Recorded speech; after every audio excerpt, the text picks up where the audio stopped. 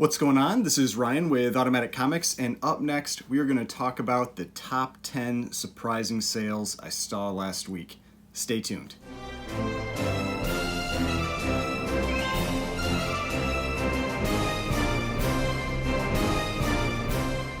Alright, so before we get started, please remember to hit that like button and hit the subscribe button if you would like to see more content like this. I haven't done one of these videos in a little while, so if you aren't familiar, if you're new to the channel, what I do is I watch the weekly Heritage comic auction, and I pick out the top 10 surprising sales that I saw that week. Now, it's not just the high sales. What I do is I pick 5 sales that surprised me on the upside and 5 sales that surprised me on the downside.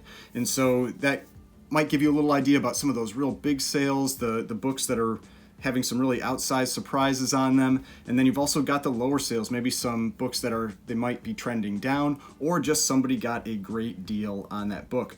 I like to do these because I think it shows that we still have those big high sales out there, but there are also deals out there to be found. So with that, let's get started. This is number 10. This was a low sale. This is Amazing Spider-Man number 5 with a CGC 3.5 that sold for $1,020. This is the first Doctor Doom crossover. I had a recent CGC unboxing where I had a couple copies of this book. I think it's a really cool book, and anytime you can get those early Amazing Spider-Man keys at a discount to recent highs, I think that is a good deal. Now, this is one of the early Amazing Spider-Man books in the first 10 to 15 issues that is still relatively affordable. Because it's not a first appearance, it's kind of a minor key in that Doom crossover, but think like a lot of us, we think we're eventually going to see Dr. Doom in the MCU, so those Doom keys I think are good books to pick up. Now, I had estimated the price of this book at $1,300. This was 22% below that estimate. It had actually peaked this year on February 24th with a sale of $1,450. So this was 30% below that peak sale. So like I said, I do think that this person probably just got a great deal on this book. I have seen some of these books trending down a little bit after all the hype around the last Spider-Man movie, so this is generally going to be a pretty decent time to pick up Amazing Spider-Man keys. And this is one of the few that in the lower grades you can still get under $1,000. This is obviously right at that mark, but this is a 3.5, so you move down to a 3, 2.52, you can still get this book under $1,000, and that is tough to do for Amazing Spider-Man issues 1 through 15. Now, I also usually like to give alternatives, so for some of the books, if they're really expensive, that kind of thing. This one I don't really have an alternative for, because it's a Doom crossover. It's not like there's a first or second appearance, but if you want to get an early Amazing Spider-Man book, really probably the most affordable ones are issues 5 and 8, and so those would be the two that I would probably go after if you're looking for something that's under $1,000. Otherwise, it's tough to get any of those books under $1,000 anymore. All right, now number 9. This was a high sale, still Amazing Spider-Man. This was Amazing Spider-Man number 31 with a CGC 9.0 that sold for $5,040. Now, this wasn't a record, but this was close. This is the first appearance of Gwen Stacy and Harry Osborn. It's an awesome early Amazing Spider-Man key that for a long time had really been overlooked. Neither of them are on the cover, and so I think that hurts it a little bit. Some people love this cover, some people hate it. I think it's kind of a divisive cover, but I think this book is finally getting its due with all the hype and excitement around Spider-Gwen. This is that first appearance of Gwen Stacy. It's going back to the original, and those are usually the best types of keys to get. Now, I had estimated the price of this book at $4,200. This was 20% above that estimate. Now, like I said, the record was $5,280 on February 6th, but this book had had 2 sales right before that of $4,050 and $4,100. So the $5,280 sale seemed like it was potentially out of line with the rest of the sales. But this one really confirmed that. Having another sale above $5,000 really shows that maybe that sale wasn't so much of a fluke, and this book is continuing to pick up steam. Now, it's one of those things, I did used to own a 9.2 White Pages copy of this book. I sold it about a year or two ago, maybe about a year ago. And, it's definitely a beautiful book when you get it in high grade, if you get it with no creasing. If you can find one that's in lower grade with minimal creasing, definitely be a good deal to pick up, because it is a cool, nice looking book if you don't have a lot of damage on that front cover. Now, there are some great alternatives to this book. In the lower grades, it does get a little more affordable in the, $300 to $500 range. But if you want to get something much more affordable for Gwen Stacy that's kind of a minor key, you can go all the way to Amazing Spider-Man number 61, 30 issues later. And a 9.0, that same 9.0 is just going to cost you about $400 to $450, much cheaper in the lower kind of grades, the mid grades, that kind of thing. Now, generally, I do recommend going for those first appearances. So I think Amazing Spider-Man 31, if that's the book you can get, that's the one I would go after. But for a more affordable option, Amazing Spider-Man 61, first cover appearance, is a great way to go.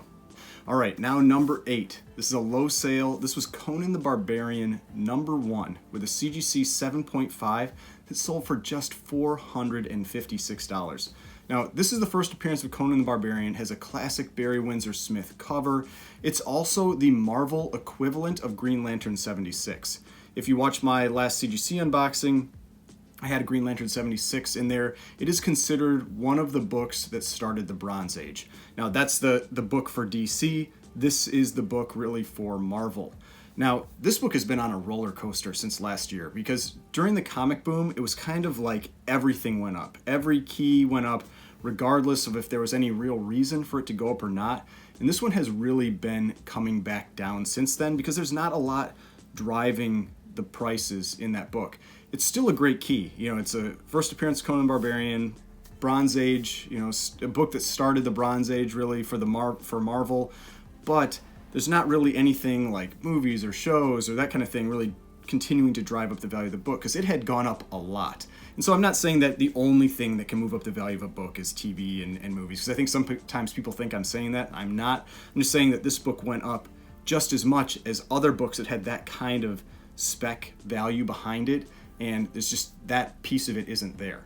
So I had estimated the price of this book at $600. This was 24% below that estimate. The prior record, it had hit $795 in a 7.5 in September of 2021. So this is down 43% from that high. Now, this is a book that's been on a general downward trend for a while now, and even though I think this was probably a pretty good buy for whoever picked it up, I could see it continuing to drop a little more. And so it is a great Bronze Age key. It is a good book to own, to have in your collection, but I do think that there could be better opportunities with the price on this one in the future. Now, for alternatives, I really wouldn't go for an alternative. I would get this book. I'm not going to go for the second appearance of Conan. I would say first appearance of Conan, this book, that's the one to get. If you go for a raw copy or kind of a lower grade copy, you can get it for around $200 to $250. That's really about the bottom. That seems to be around the base for this book right now. But like Alex the Comic Hoarder has been talking about recently, I could see this as being a foundational book, like a foundational Bronze Age key for your collection, a book that adds value to your collection. And so still a good book to own, but I would be watching because I could see the prices dropping a little bit more from here. All right, now number 7. This is the first Golden Age book of the list. This is Catman Comics number 32 with a high-grade copy, a CGC 7.0, selling for a record $4,800. Now, I had showed a copy of Catman Comics number 29 in my recent CGC unboxing. Catman Comics has some incredible covers to it. A lot of them are from L.B. Cole in the later issues, and plus this one has a shark cover. Shark covers, that type of content from the Golden Age is always in demand. That's one of the things you learn when you're looking at Golden Age books. There are a lot of these books that it's not really the first appearances, that kind of thing, that are going to be the books that people are going after. I mean, yeah, those are worth a ton of money, but they're so valuable that most people can't buy them. So with the Golden Age, a lot of times it's cover content, it's artists, it's that kind of thing. And this one has a great artist in L.B. Cole. It has great cover content with the shark cover. So it's a pretty in-demand book. Now, I had estimated the price of this book at $3,800, so it sold for 26% above that estimate. Prior record was just $2,151, but that was all the way back in 2014, so it beat that record by a ton, jumped 123%. That's 8 years, but that is not half bad return for 8 years, 123% over 8 years. And like I said, in the Golden Age, it's a lot about cover content and artists. So you've got artists like L.B. Cole, Matt Baker, Alex Schomburg, Johnny Craig, all these others that are they're artists that people are searching out the covers that they did.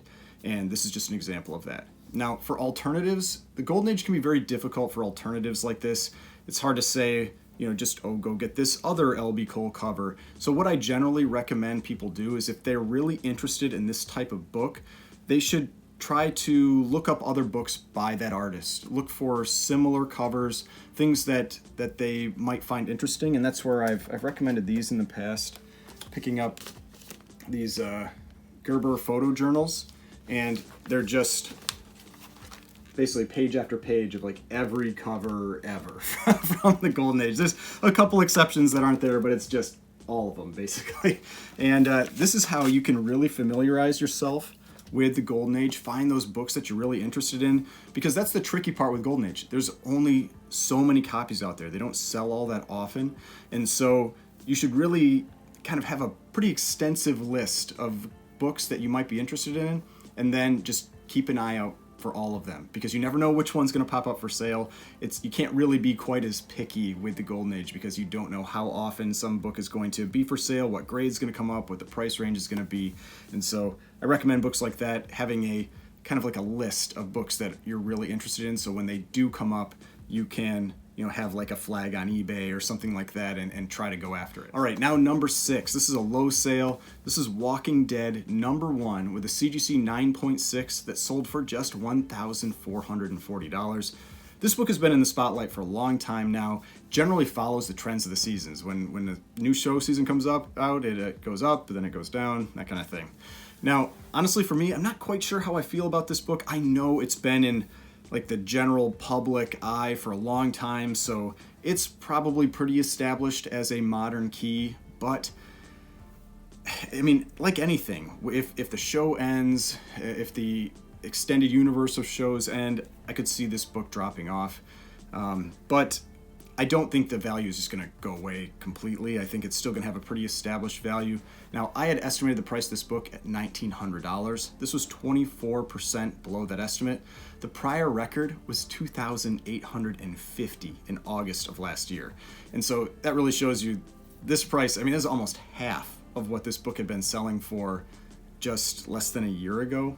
So this is one to really watch the trends with the shows, that kind of thing, because you can see these waves. If you look on GPA, for example, and watch the prices of this book, just try to find it on one of those downtrends. It's actually currently trending down, so that's one to maybe watch. You might be able to get some better deals on it if you're looking to add this book. Another thing to watch on this one is that the little mature readers text that's right under the number on the cover, there are two versions of this book. There's one where that mature readers is black, one where it is white. And the black one is generally believed to be less common, and it tends to sell for a little bit more. It all depends. Sometimes it does, sometimes it doesn't, but it seems to be the slightly more in demand one. Basically, it was originally printed as black, but then they thought, they're like, you can't really see it. It kind of blends in with the cover, so they changed it to white, so it was a little more clear that it was for mature readers only. Now, for alternatives, there are other key issues in this run, favorite characters from the shows and the comic, and so one that I would consider that is quite a bit more affordable is issue number 19. This is the first appearance of Michonne, and she's just one of the favorite characters from the series. Same 9.6 will run you about $350 to $400, so a much more affordable book from this run. But being a modern book, I generally recommend trying to go for those 9.6, 9.8s. I mean, me personally, 9.8 for a modern is really the way to go. But I know they do get more expensive, especially issue number 1. It's, multiple thousands of dollars now. All right, now number 5. This was a high sale. This was Teenage Mutant Ninja Turtles #1, the third print, with a CGC 9.8 that sold for $8,400, a record in grade.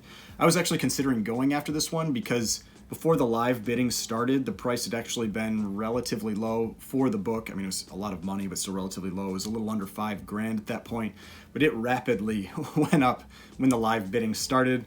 Now, one of my goals, I would like to own a first print at some point.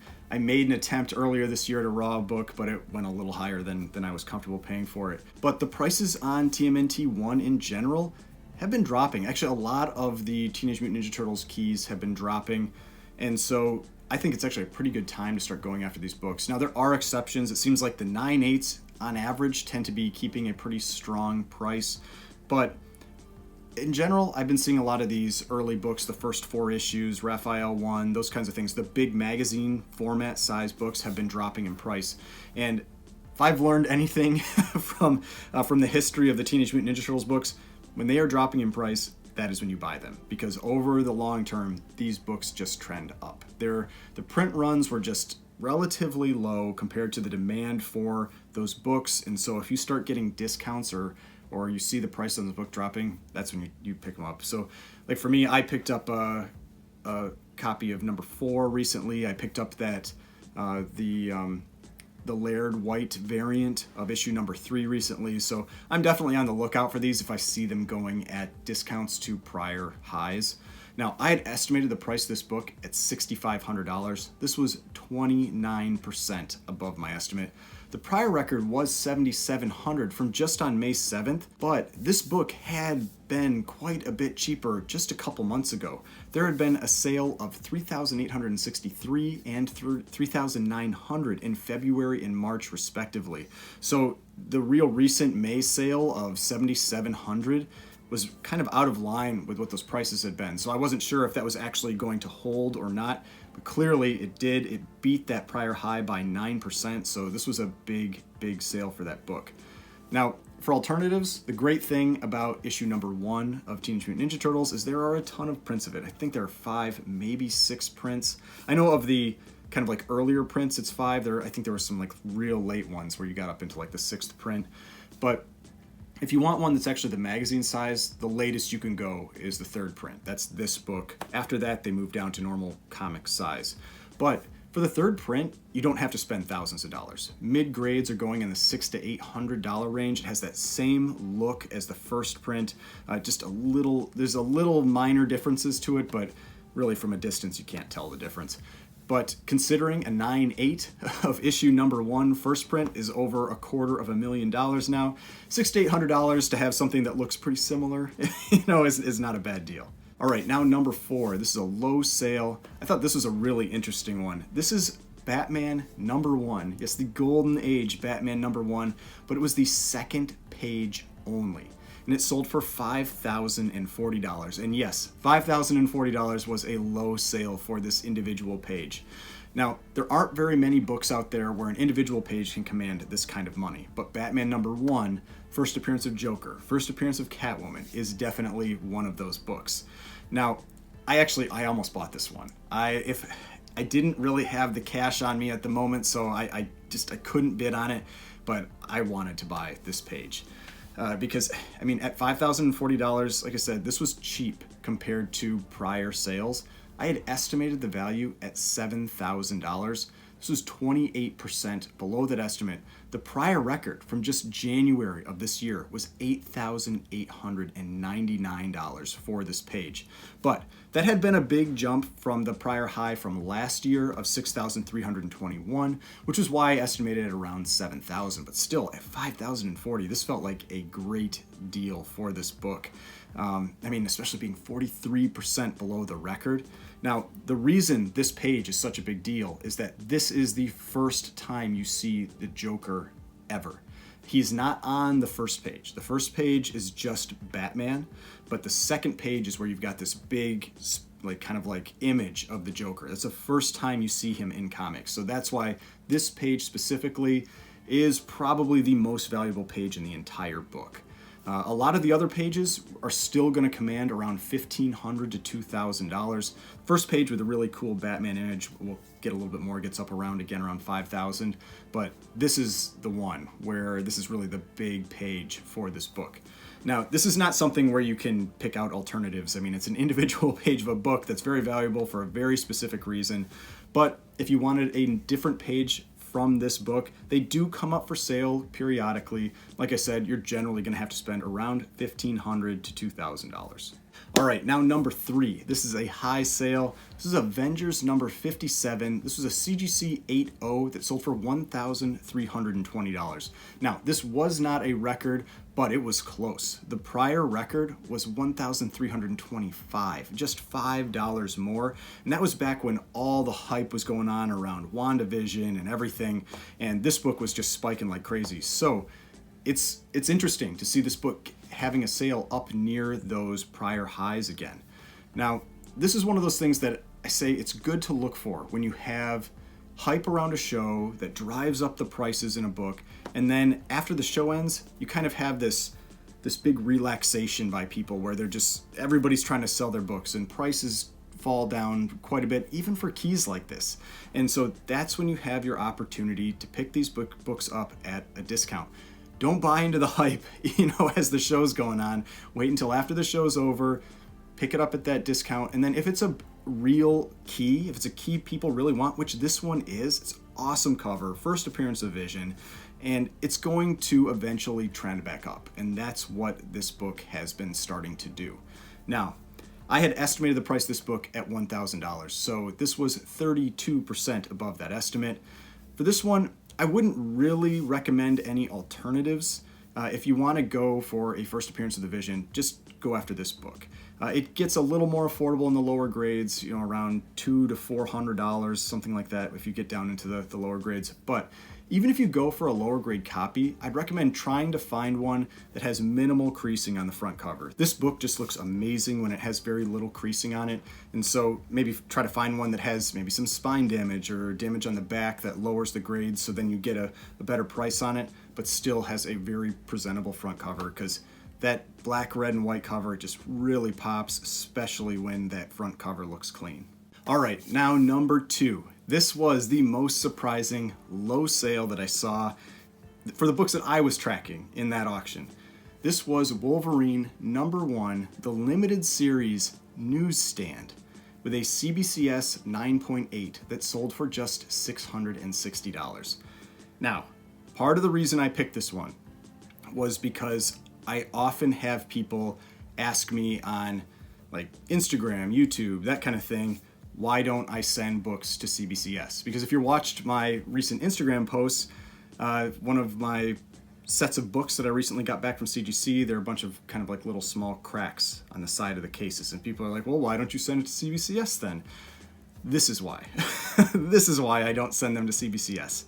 This is a 9.8 newsstand Wolverine number 1, classic Frank Miller cover. 9.8 newsstands in CGC have sold anywhere just this year between $995 and $1,999. That was in February, and those two sales were January and February respectively. Had a peak sale of $2,701 last year. Recently, selling around $1,450 for a CGC 9.8 newsstand. It's had 10 sales of a newsstand this year alone, so there's a lot of sales data for this. Every sale crushing this $660 sale for the CBCS 9.8. So this CBCS book selling for less than half of most of the recent CGC sales. So this is why this is the argument I make, is that if you want the value in your books, if you are selling your books, if you ever think you might sell your books, then why would I send it to CBCS and potentially lose 50% of the value of that book because of the grading service? I don't disagree that it's ridiculous that the prices can be that far apart for CBCS versus CGC, but it's how it works. It is how it is. It's usually not to this extent. It's usually something more like in the 10 to 20% range. This is especially pronounced in the higher grades, in the 9.8s specifically, because you can have such massive price differences between a 9.6 and a 9.8. So if somebody wanted to try to cross grade this, say they bought this and they wanted to resubmit and try to get that CGC 9.8, they get a 9.6, that book is only worth about $350 to $400. So you're still taking a huge loss. It's a big risk that you're taking, that you're still going to get that 9.8. And if, I know a lot of people like to say that CBCS grades more harshly, but I mean, hey, go check out Mint Hunter's video that he did, a couple months ago, where he took his CBCS 9.8 Green Lantern books and tried to cross grade them to CGC. it didn't go well. So he did not get very many of those back as CGC 9/8. And so yeah, like it's a risky gamble to do that. Now, I do buy CBCS books. I've got, let's see, got one right up there. That the Batman 42. I paid a lot of money for that CBCS book. But that is an older Golden Age book. It's a more rare book. If it's a 5 versus a 4.5 versus a 5.5, it's not a huge deal. And it's a rare book. If somebody tries to lowball me because of CBCS, I'm like, okay, go ahead, go find another copy. That's why it doesn't really bother me when I'm talking about older books, rare books, that kind of thing. And I'm going to evaluate that book on my own. I mean, I looked at pictures of it and I said, okay, I'm comfortable with the grade of this book. But with a modern 9.8, people have a lot of options. There are tons of 9.8s that sell all the time of these books. And so that's where that CBCS book is really going to take a big hit on value. So not trying to like crap on CBCS, all that kind of thing, but this is the reason why I don't send my books to CBCS. If the prices came closer together, sure, I don't have any problem sending them there. I don't have anything against CBCS, but as somebody that's selling books, I'm not going to send my books there, with a couple exceptions. Now, you don't need alternatives for this book. It's a pretty affordable book, especially raw. You can easily find one around the $100 mark. So not something where I would get an alternative, just either go for a raw book, go for a slightly lower grade. Prices come down pretty quickly once you get out of the 9.8, 9.6 range. All right, now number 1. This was the most surprising high sale that I saw. This was XMen number 61 with a CGC 9.8 that sold for a record $4,080. Now, this is the second appearance of Sauron. This is also just one of the few Neil Adams covers in the X-Men run, and so that's possible that's one of the things that's been driving the price up in this book because of, unfortunately, Neil Adams passed away recently, and so there's definitely been a little bit of a demand increase in Neil Adams key issues or Neil Adams covers. Now, this is a Silver Age book, but it's actually got quite a few 9.8s. It's from 1969, so it's late Silver Age. But there are 14 9.8s on the census. Now, one trend that I've noticed recently is that even if you're seeing prices come down in some of the other grades on books, 9.8s, the really high grade copies of Silver Age books, and not necessarily always 9.8s, but just the really high grade copies, are still having really strong sales. And so even if the lower grades are dropping some like this, we're still seeing big sales for books like this. Now, I had estimated the price at $2,800. This was 46% above that estimate. 2 9/8 of this book sold last year, with a high being the prior record of $2,900 in just December. So that was about 6 months ago. So this is a jump of $1,180 in just about 6 months. Big jump for this book. Now, there has definitely been some speculation around the Savage Lands, if we're going to see those used or incorporated in some way in the MCU. So people have been specking on Khazar and Sauron and the Savage Lands, that kind of thing. And so that could possibly be what's also driving up prices in this book, because you could definitely see Sauron show up if you've got the Savage Lands in the MCU. I don't know if that's going to happen. I do like the X-Men 10 spec, the first Khazar, first Savage Lands, but I wouldn't put too much into it. I don't think there's any real guarantee that we're getting that. Now, this is definitely not a book that you need an alternative for. It's actually really affordable in mid-grades. I mean, even a 9.0 in February sold for just $149. So if you want this book, you don't need to spend thousands of dollars. Just move a little bit down and you'll be able to get it very affordably. But if you want to spec on Sauron, on the Savage Lands, like I said, X-Men 10 is a great option for Savage Lands because that is the first appearance of it. Also first appearance of Khazar. But if you want that Sauron key, just go one issue earlier. X-Men number 60, get his first appearance. He's still on the cover, and you can still get a mid-grade copy for about $150 to $250. So not a bad deal for a Silver Age first appearance, especially that's got some spec on it. Alright, so that was my top 10 surprising sales. Hope you enjoyed this video. If you did, please hit that like button. Hit the subscribe button if you'd like to see more content like this. I've got more videos over here if you'd like to watch some of my other videos, and the subscription button right here. If you'd like to subscribe to the channel, I'd really appreciate it, and I will see you in the next video.